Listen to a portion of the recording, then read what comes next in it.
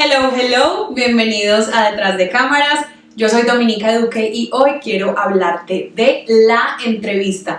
Cómo puedes hacer una gran entrevista y qué es lo que no te puede faltar antes de, para que puedas sentirte como pez en el agua en ese momento de enfrentarte, o de enfrentarte no, sino de estar sentado o al teléfono o a través de una pantalla con tu entrevistado.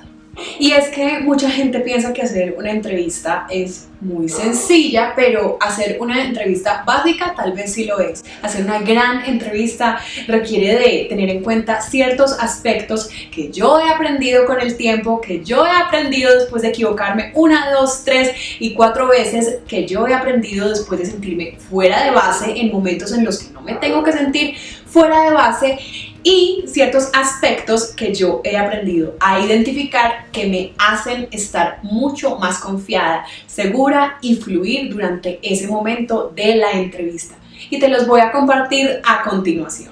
Te quiero compartir 7 tips, 7 consejos que según yo te van a ayudar un montón. Lo primero que yo te quiero recomendar para que puedas hacer una gran entrevista y te destaques es que siempre, pero siempre llegues preparado, ¿sí? Así como lo escuchaste tú. Tú no puedes llegar a sentarte a hablar con alguien sobre un tema, hacerle una serie de preguntas si no has hecho una previa investigación, y ese va a ser tu talón de Aquiles, la falta de tiempo o la falta de rigurosidad para prepararlo. ¿Quién es este personaje? ¿Por qué lo estás entrevistando? Hazte todas las preguntas habidas y por haber. ¿Quién? ¿Cómo? ¿Cuándo? ¿Dónde? ¿Por qué? ¿Cómo puedes hacer tú la entrevista diferente? Puedes también buscar otras entrevistas que le han hecho para radio, para televisión, para las redes sociales, y así también tú darte una idea de cómo responde esta persona, de qué tipo de preguntas ya le han hecho y cuáles no te pueden faltar a ti o cuáles le hacen ya demasiadas veces. El consejo número 2 que te quiero dar, y que va muy de la mano con esto que te acabo de decir de la preparación, es que no preguntes lo obvio. Tú te puedes imaginar ¿cuántas entrevistas ha hecho este personaje durante su vida o durante esta semana, si es por algún lanzamiento puntual? ¿Y cuántas veces le han preguntado eso que te estás imaginando preguntarle? Esa pregunta cliché que no le han hecho 1, 2 ni 3, sino 4 veces, y tú vas a ser la 5ª persona en preguntárselo. ¿Tú crees que al entrevistado le va a sorprender? Yo creo que no. Hazte una lista de preguntas que necesites hacer, pero también piensa más allá. Tómate el tiempo de prepararte y de investigar qué puede sorprenderle a este personaje que tú le preguntes, qué otro ángulo puedes coger que va a hacer la diferencia entre tú y el resto de personas que ya le han hecho la misma entrevista sobre absolutamente el mismo tema. Mi tip número 3 es que no te desconectes durante la entrevista. Muchas veces hacemos una pregunta, el entrevistado va respondiendo y nosotros hacemos modo piloto automático, y simplemente estamos pensando en la siguiente pregunta que le vamos a hacer. Pero como no estamos escuchando activamente, tal vez la pregunta que debimos haber hecho, porque corresponde a lo que te están respondiendo y sería mucho más relevante y mucho más importante y te daría la posibilidad de ahondar y sacarle mayor provecho, es algo sobre lo que acaba de decir, pero como tú estás pensando en la pregunta que sigue, lo omites y sigues con una pregunta que tienes mecánicamente ya establecida. Y digamos que el entrevistado también va a sentir que no le estás poniendo tanta atención, y eso no es para nada chévere, porque créeme que la gente se da cuenta. Es que tú eres quien debe llevar el control de esta conversación, de esta entrevista, y que no puedes perder nunca ese control.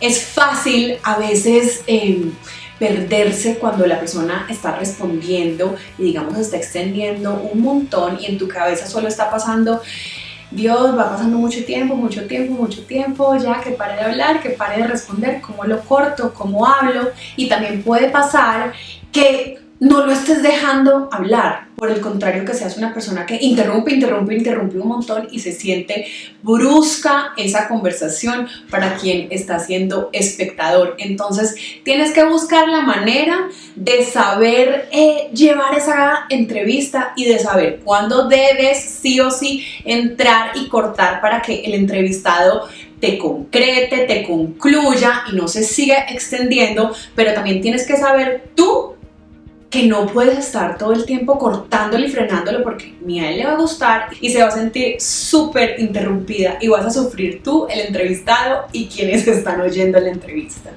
El tip número 5 que te quiero dar es que trates de que antes de que empiece la entrevista puedas romper el hielo con tu entrevistado. ¿Por qué? Porque va a fluir muchísimo mejor, porque el hecho de que esta persona se sienta cómoda frente a ti tal vez va a darle la capacidad de expresar cosas que no ha expresado antes, y porque también es muy fácil hacer sentir cómodo a alguien y por el contrario, qué pereza que alguien esté como tenso e incómodo durante ese momento de la entrevista. No te olvides que una sonrisa, que un chiste, que decir algo con sarcasmo, pero obviamente en modo como rosa, no se vayan a poner ahí todos densos y que haya un momento incómodo.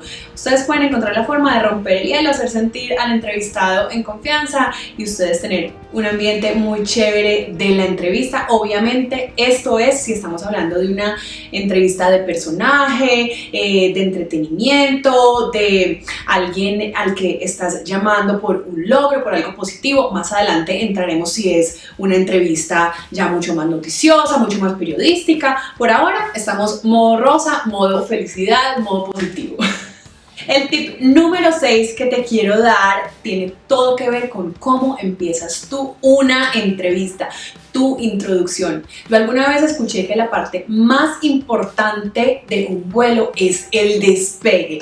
Así que entra con toda, entra con contundencia, entra con claridad, entra con entusiasmo y déjale saber tanto al entrevistado como a tu público que tienes claridad de quién es, por qué está ahí y cuál es tu objetivo de la entrevista. Tu introducción no solamente tiene que ser: hola, ¿cómo están? Bienvenidos, les presento a Sofía Vergara, aunque asumas que muchas personas saben quién es, sino que para hacer una gran introducción yo te recomendaría que tengas obviamente el nombre escrito y que lo sepas pronunciar muy bien como se debe si es en tu idioma nativo o si es en un idioma extranjero, pero que además de eso supongas que no todo el mundo tiene claro quién es este personaje por más famoso que sea.